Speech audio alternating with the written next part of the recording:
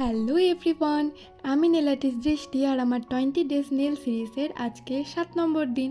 তো চলো তোমাদের সাথে আজকে শেয়ার করব পান্ডা নেল আর্ট।